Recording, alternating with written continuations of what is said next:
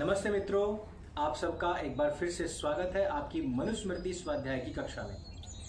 पिछली कक्षा में हमने जाना कि किस प्रकार से एक राजा को अपनी प्रजा का पालन करना चाहिए और किस प्रकार से उसको अपनी रुग्ण अवस्था में अपने कार्यों को दूसरों को सौंप देना चाहिए।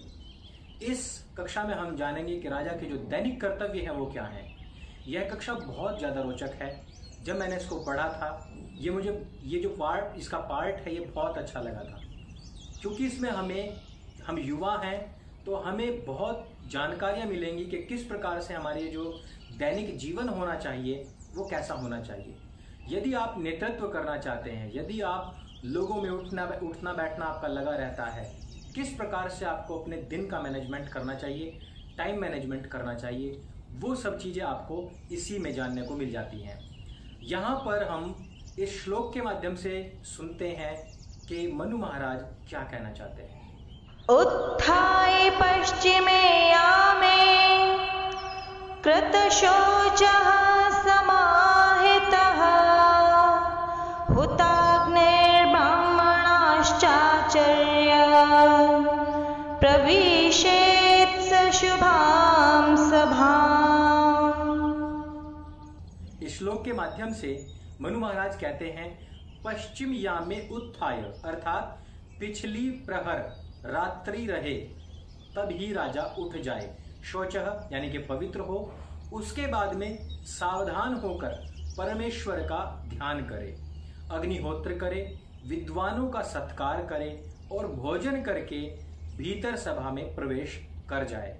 यहाँ पर जो श्लोक के अंदर अर्चः आया है, अर्चः जो आया है, यहाँ पर कुछ लोगों ने यह भी कहा है कि ब्राह्मणों की अर्चना करनी चाहिए, अर्थात थाली लेकर के पूजा करनी चाहिए। तो मित्रों, जब स्वयं परमेश्वर के ध्यान की बात की गई है, वहां पर कोई पूजा आराधना या अर्चना नहीं कही गई है, तो व्यक्ति के लिए कैसे इसमें कहा जा सकता है? क्योंकि यदि कोई विद्वान है या ब्राह्मण है तो वो भी एक व्यक्ति ही है। वो भी मल आदि का जो हमारा जो शरीर है वो वास्तव में बहुत गंदा होता है। यदि हम इसको देखें, यदि आपको कोई लगता है कि यह व्यक्ति, यह है स्त्री अथवा यह पुरुष तो बहुत सुंदर है, तो आप एक काम करें, इमेजिनेशन करें कि ऊपर की बस दो खाल, जो ये त्वचा है, ये जो परत है दो, बस इसमें से दो को उतार दें, उससे ज्यादा वजन नहीं घटेगा, वो ज्यों का त्यों ही बचेगा। लेकिन अंदर की मांसपेशियां जैसे ही दिखनी शुरू हो जाएंगी, उसका जो रूप है, जो सौंदर्य है, वो सब नष्ट हो जाएगा। अंदर वही खून जिसको देख करके लोग भागते हैं, उल्टियां कर देते हैं, वही भरा पड़ा है, मलमूत्र आदि है, कफ है, बलगम जिसको हम कहते हैं, ये ही सब कुछ भरा पड़ा है। इसलिए केवल ऊपर की दो लेयर को आप सब कुछ ना समझें। शरीर बहुत गंदा है वास्तव में। तो जब उस ब्राह्मण या उस विद्वान का शरीर भी इतना ही गंदा है, तो क्यों ये कहा जाएगा कि उस ब्राह्मण के ऊपर की दो लेयर की पूजा करो और परमेश्वर का सिर्फ ध्यान करो। यहां से हमें यह भी पता लगता है कि मनु महाराज ने भी कहीं पर भी जिस प्रकार की अर्चना, जो थाली लेकर के पूजा आदि, दिया आदि करके और इतनी बार इधर को घुमाइए और इतनी बार इधर को घुमाइए, वैसा कहीं पर भी जिक्र नहीं है। ना ही हमारे किसी भी ग्रंथ में मिलेगा आपको, कहीं पर भी आपको ये विधान नहीं मिलेगा। इवन गीता जी में भी ये विधान आपको नहीं मिलेगा कि किस प्रकार से करना अथवा किस प्रकार से नहीं, हमारे ग्रंथों में नहीं है। लेकिन कुछ लोगों ने जो तथाकथित स्वयं को विद्वान समझते थे, जो स्वयं को ब्राह्मण समझते थे, जो कहते थे कि हमारी पूजा अर्चना होनी चाहिए, उन्होंने यहाँ पर अर्च्य का गलत अर्थ लगा करके इसकी गलत व्याख्या भी की है। इसमें बहुत सारे लोग बहुत सारी बातें करेंगे, उनको हम इग्नोर करते हैं और यहाँ पर हम जानते हैं कि जो एक राजा की दिनचर्या होनी चाहिए वो मनु महाराज के हिसाब से कैसी है। रात्रि का अंतिम याम जो 3 घंटे का समय है उसको कहते हैं प्रातः के 4 बजे से लेकर के 7 बजे तक का। और इसमें बताया गया है जागरण, जो हमारा नैतिक कार्य है वो करना, संध्या अग्निहोत्र करना, फिर नाश्ता करना, उसके बाद में आचार्य और जो हमारे ऋत्विज हैं आदि विद्वानों की संगति करना, उनसे जो सुबह का सत्संग है वो लेना, उनसे अध्ययन और स्वाध्याय करना, अर्थात जो कुछ भी आपको पढ़ना है उस समय वो सुबह 7 बजे तक के लिए पढ़ लीजिए। अर्थात जो धर्म आदि का जो ज्ञान लेना होता है, वेद आदि परंपरा में जो कुछ भी करना होता है वो हम करते हैं। इसके बाद में दिन का जो प्रथम याम है वो है दिन के 7 बजे से लेकर के 10 बजे तक का। 7 बजे राजा प्रजा सभा यानी कि दरबार का आयोजन करे, उसमें प्रजा के कष्टों का श्रवण करे और उनका समाधान करे। जो हमारे धार्मिक कार्य हैं, राज्य मंडल की जो प्रकृतियां हैं या जो हमारे पंचवर्ण हैं, षडगुण हैं, दूत हैं, गुप्तचरों के जो करणीय कार्य हैं, युद्ध संबंधी योजनाएं हैं, इन सब पर मंत्रियों अमात्यों से गुप्त मंत्रणा करें।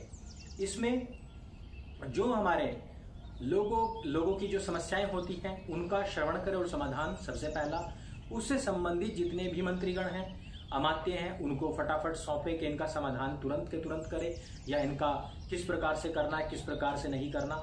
वो सारे के सारे जो अमात्य देख रहे हैं उन कार्यों को, यदि उनके सामने कोई प्रॉब्लम आती है तो वो ही राजा के पास पहुंचती है। इसके विषय में हमने आपको पिछले श्लोकों में बताया था कि प्रत्येक 2 गांव के बीच से लेकर के 100 गांवों तक के अलग अलग डिपार्टमेंटों और जो वहां पर ना सुलझ सके मैटर वो राजा के पास पहुंचना चाहिए। तो ये वही समय है जब बहुत ज्यादा जो टिपिकल केसेस हैं उनके विषय में राजा से बातचीत हो सके। उसके बाद में जो हमारे धार्मिक कार्य आसपास कहाँ पर हो रहे हैं, राज्य मंडल की क्या क्या प्रकृतियां हैं और जो हमने अलग अलग ग्रुप बनाए हुए हैं उनकी सबकी जानकारी लेना। दूत, गुप्तचर और युद्ध संबंधी यदि कोई दुश्मन हमारे पे हमला कर रहा है तो सुबह के 7 से लेकर 10 बजे के बीच में ही इस काम को कर ले और जो आदेश देना है वो आदेश दे दे कि आज पूरा दिन में इस काम को फारिग करो, अथवा जब तक की भी योजना बनानी है उस विषय में बातें कर। अब बात करते हैं द्वितीय याम की, यानी कि 10 बजे से लेकर के 1 बजे तक मध्याह्न के समय की। शस्त्र और अस्त्रों का राजा अभ्यास करे, तत्पश्चात स्नान करे, फिर भोजन करे और फिर विश्राम करे। उसके बाद में 1 बजे से लेकर के 4 बजे तक क्या करे, मुकदमों और राज्य संबंधी कार्यों का चिंतन करे। जो भी मुकदमे हैं और जो राज्य संबंधी कार्य हैं उन सब के बारे में चिंतन मनन करे, अपने मंत्रियों के साथ में बैठ करके वो सब कार्य करने हैं। 4 बजे से लेकर के 7 बजे तक सेनाओं, शस्त्र, अस्त्र, युद्ध वाहनों और उन सब की तैयारियों का निरीक्षण करें। फिर 7 बजे से लेकर के 10 बजे तक सायंकालीन जो नैतिक कार्य हैं, जो उसके नित्य प्रति के करने के कार्य हैं उनको करे। फिर संध्योपासना करे। उसके बाद में गुप्तचरों से मिले, दूतों से वो सारे समाचार सुने जो उसने सुबह सुबह दिए थे कि ये कार्य आप लोगों को करने हैं। वो शाम को 7 से 10 के बीच में क्योंकि वापस आ जाएंगे, जो कुछ भी उन्होंने जांचा होगा, परखा होगा, वो सब कुछ लेकर के आएंगे, सब कुछ बताएंगे। वो सारे के सारे समाचार उनसे सुने और उन्हें अग्रिम कर्तव्य समझाना है कि आपको आगे क्या करना है। और भोजन का समय है। अब आते हैं रात्रि समय में। रात्रि समय में 10 बजे से लेकर के 4 बजे तक का जो कार्य समय है वो केवल और केवल शयन का है, अर्थात इसमें वह सोया करे। रात को 10 से सुबह के 4 बजे तक ये तकरीबन 6 घंटे होते हैं और 6 घंटे की जो नींद है वो प्रत्येक व्यक्ति के लिए उपयुक्त है यदि वो आसन, प्राणायाम, योग, ध्यान, उपासना आदि करता है। उपासना जब हम करते हैं, जो ध्यान करते हैं, ध्यान से पहले प्राणायाम अत्यंत आवश्यक होता ही है। और ऐसे लोगों के शरीर में क्योंकि ऑक्सीजन की मात्रा की कोई कमी नहीं रहती है, इस वजह से उनको कोई भी जो बहुत ज़्यादा नींद नहीं आती है, जो ब्लड है उनका एकदम प्योर रहता है और जो शरीर है एकदम स्वस्थ तरोताजा रहता है। अब मनु महाराज अगले श्लोक में क्या कहते हैं उसको सुनते हैं। तत्र स्थितः प्रजाः सर्वाः प्रतिनन्द्य विसर्जयेत् विसृज्य च प्रजाः सर्वाः मन्त्रयेत् सह मन्त्रिभिः। इस श्लोक के माध्यम से मनु महाराज कह रहे हैं कि सभा में जाकर के प्रजा कष्टों को सुने। मनु महाराज कहते हैं कि उस सभा में जाकर के वहां बैठकर या खड़े होकर वहां आई हुई प्रजाओं की समस्याओं कष्टों का संतुष्टि कारक समाधान कर उन्हें प्रसन्न करके भेजे। ऐसे ना भेजे कि रोता जिजाता ही जाए कोई। और फिर सब प्रजाओं को विसर्जित करने के बाद मंत्रियों के साथ राज्य व्यवस्था का विचार विमर्श करे। वहां खड़ा रहकर जो प्रजाजन उपस्थित हो उनको मान्य दे, उनका सम्मान करे और उनको छोड़कर मुख्यमंत्री के साथ राज्य व्यवस्था का विचार करे। अब अगले श्लोक में हम जानेंगे मनु महाराज कहना चाहते हैं कि राज्य संबंधी मंत्रणाओं का स्थान क्या हो। मनु महाराज के इस श्लोक को पहले सुनते हैं। गिरिपृष्ठं समारुह्य प्रसादं वारहो गतः अरण्ये निःशलाके वा मंत्रयेद विभाजितः। मनु महाराज कह रहे हैं कि उसके पश्चात उसके साथ घूमने को चला जाए। पर्वत की शिखर अथवा एकांत घर या फिर जंगल जिसमें एक शलाका भी ना हो, वैसे एकांत स्थान में बैठ करके विरुद्ध भावना को छोड़ करके मंत्री के साथ में विचार करे। निशलाके अरण्य का अभिप्राय है। यहाँ जो कहा गया है वो लाक्षणिक या मुहावरे के रूप में कहा गया है, जिसका अभिप्राय है ऐसा स्थान जहां पर तिनके के सदृश्य भी छोटे से छोटा प्राणी भी जो कि उनकी गुप्त मंत्रणा का भेदक बन जाए, ऐसे की भी संभावना ना हो, वैसे स्थान पर ही जाए। इसी विषय में कौटिल्य जी के विचार क्या है। आचार्य कौटिल्य ने अपने अर्थशास्त्र में निःशलाकापन के भाव को प्रकारांतर से सकारण व्यक्त करते हुए मंत्रणा स्थल के विषय में लिखा है और उसके विषय में बताया है कि मंत्रणा स्थल अत्यंत सुरक्षित और गोपनीय होना चाहिए, ऐसा जहां पक्षी तक भी न झांक सके। फिर मनुष्यों का तो प्रश्न ही नहीं खड़ा होता है, क्योंकि ऐसा सुना जाता है कि पूरा काल में किसी राजा की गुप्त मंत्रणा को तोता और मैना ने बाहर प्रकट कर दिया था। इसी प्रकार कुत्ते और जो अन्य पशु पक्षियों के विषय में भी सुना जाता है। अधिकतर ऐसा होता है कि जो पक्षी होते हैं, जो इस प्रकार के जो चालाक पक्षी हैं, जिस प्रकार तोता है, इनको भी ट्रेंड किया जाता है। इवन चील आदि जैसे जो पक्षी होते हैं जो बहुत ऊंचा उड़ते हैं, जिन पर मनुष्यों की नजर नहीं पहुंच पाती है, उनको भी स्पाई के रूप में अब प्रयुक्त किया जाता है। इनकी अलग अलग ट्रेनिंग्स होती हैं। तो मनु महाराज यहाँ पर कह रहे हैं कि जो राज्य के लिए जो मंत्रणा होती है, जो गुप्त मंत्रणा होती है, वो ऐसे स्थान पर करे जहां पर एक शलाका मात्र भी ना हो। और इसी विषय में कौटिल्य जी कहते हैं कि जहां पर एक पक्षी तक भी ना पहुंच पाए, ऐसे स्थान पर गुप्त मंत्रणाएं करनी चाहिए।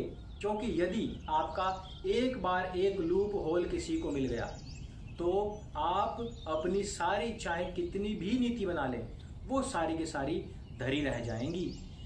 इसी विषय में आगे बढ़ते हुए मनु महाराज आगे कह रहे हैं कि मंत्रणा की गोपनीयता की महत्ता क्या है, उसको समझाते हुए श्लोक के माध्यम से बताते हैं। हम ये श्लोक सुनते हैं। यस्य मंत्रं न जानन्ति समागम्य पृथक् जनाः सकृत्स्नां पृथिवीं भुङ्क्ते कोशहीनोऽपि पार्थिवः। इस श्लोक के माध्यम से मनु महाराज कह रहे हैं कि जिस राजा के गूढ़ विचार समागम में न जानती, अन्य जन मिलकर नहीं जान सकते, अर्थात जिसका विचार गंभीर शुद्ध परोपकार के लिए सदा ही गुप्त रहे, वह घनहीन भी राजा, वह धनहीन भी राजा सब पृथ्वी का राज्य करने में समर्थ होता है। ऐसा होता है वो राजा जिसकी जो प्लानिंग्स होती हैं वो किसी को पता नहीं लगती हैं। इसी विषय में आचार्य चाणक्य एक बात और कहते हैं कि हमारे मन के अंदर बहुत सारे विचार चलते रहते हैं, लेकिन हम अक्सर क्या करते हैं कि उनको बता देते हैं। बताने से ऊर्जा समाप्त हो जाती है विचार की। इसलिए जो विचार है उसको विचार के माध्यम से रहने दें और उस पर आराम से शांत होकर के चलते रहें। इस विषय में मनु महाराज भी अपनी बातों को व्यक्त करते हुए बहुत अच्छे से समझा रहे हैं और इसी विषय में आचार्य चाणक्य भी बहुत प्यार से समझाते हैं कि यदि आपने कामयाब होना है तो किस प्रकार से आपको अपनी जो योजनाएं हैं वो बनानी होंगी। आजकल हम देखते हैं कि हमारे धर्म के विषय में, हमारे धार्मिक ग्रंथों के विषय में कोई चर्चा नहीं करता है, बल्कि मनुष्यकृत पोप के द्वारा बनाई हुई, बोब देवों के द्वारा बनाई हुई, या जो भांड लोग थे, जो नचार लोग थे, जो मेकअप कर करके बैठने वाले लोग थे व्यास पीठों पर, उन्होंने मनुष्यकृत अपने मन से गढ़ी हुई पुस्तकों को बांचना शुरू कर दिया, जिसकी वजह से हिंदू, जिसकी वजह से सनातन वैदिक धर्म बहुत गर्त में गया है। हम सबको अपने वेदों की ओर वापस लौटना चाहिए, अपने वैदिक ग्रंथों की ओर लौटना चाहिए। हमें इस प्रकार के जो श्रृंगार, विभिन्न प्रकार के श्रृंगार भर भर करके जो मंचों पर बैठते हैं, जो गलत सलत बातें आपको पढ़ाते हैं, उन सब का बायकॉट करना चाहिए। अब इस कक्षा में सिर्फ इतना ही। अगली कक्षा में हम जानेंगे कि धर्म, काम, अर्थ संबंधी बातों का चिंतन क्या है। उस विषय में हम बातें करेंगे, मनु महाराज के विचार सुनेंगे और आप सबके साथ में उनको डिस्कस करेंगे। ये कक्षा यदि आपको अच्छी लगे और यदि ये जानकारी से भरपूर लगे और आपको लगता है कि हमारी जो वैदिक सनातन धर्म की जो ग्रंथ हैं, उनकी जो बातें हैं वो बहुत अच्छी हैं और सबको जाननी चाहिए, तो इसको सबके साथ में शेयर अवश्य करें। मेरे संग बोलिए सत्य सनातन वैदिक धर्म की जय। कृण्वन्तो विश्वमार्यम।